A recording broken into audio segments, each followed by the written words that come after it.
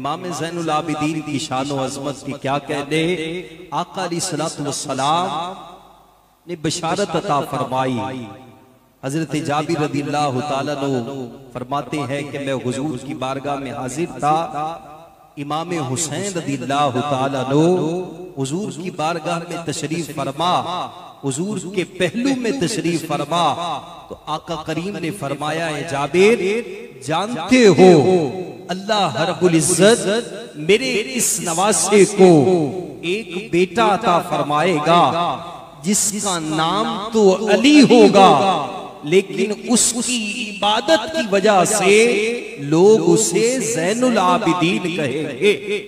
और फिर फरमाया अल्लाह मेरे इस बेटे के बेटे को भी एक बेटा अता फरमाएगा जिसका नाम तो मोहम्मद होगा, लेकिन वो मेरे उलूम को इस तरह तराशेगा कि लोग उसे बाक़रुल उलूम कहकर याद करेंगे। हजरत इमाम बाक़िर रज़ियल्लाहु ताला अन्हु को बाक़रुल उलूम कहा जाता था। ये बात मैंने पिछले साल भी कही।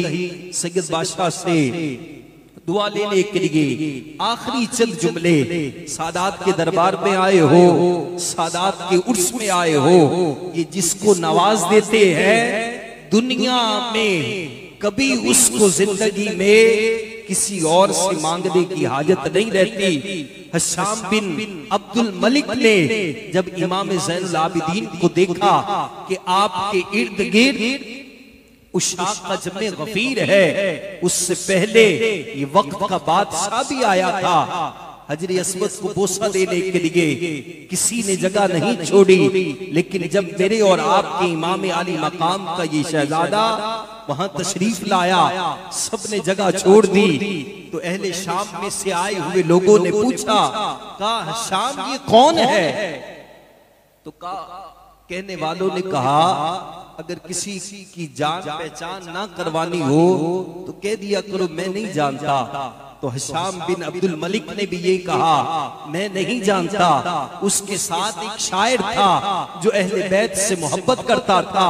कहा हशाम बिन मलिक तुम नहीं जानते, अरे तुम्हारी क्या औकात है, तुम नहीं जानते तो क्या हुआ, ये हरमैन तय्यबैन ने जानता है।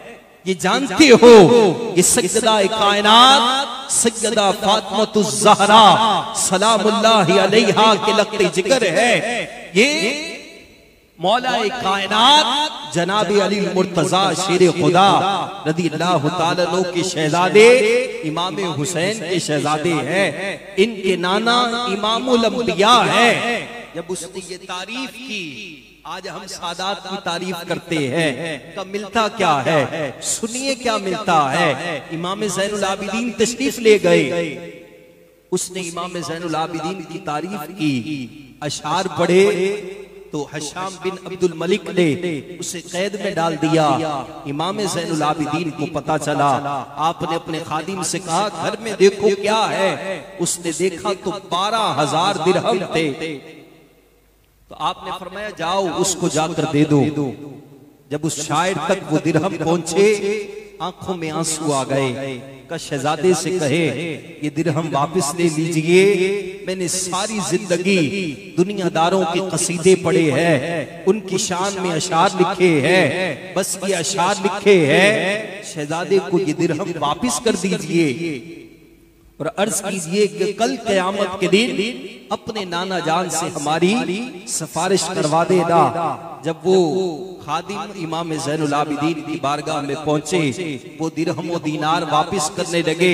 अब ये मेरी वाक़े की पूरी मंजिल है, मेरी हाजिरी का हासिल है, दीवानों हाथ नीचे नहीं रखना। उस खादिम ने कहा उस शायर ने ये दिरहम लेने से मना कर दिया है। इमाम ज़ैनुल आबिदीन की आंखों में आंसू आ गए। फरमाया जाओ उसको जाकर कहो ये दिरहम रख ले, अभी हमारे पास इतने ही हैं, अगर और भी होते और दे देते, और ये भी जाकर कह देना हम जिसे दे देते हैं उससे कभी वापस नहीं लिया करते। ये है शान सादाते किराम की।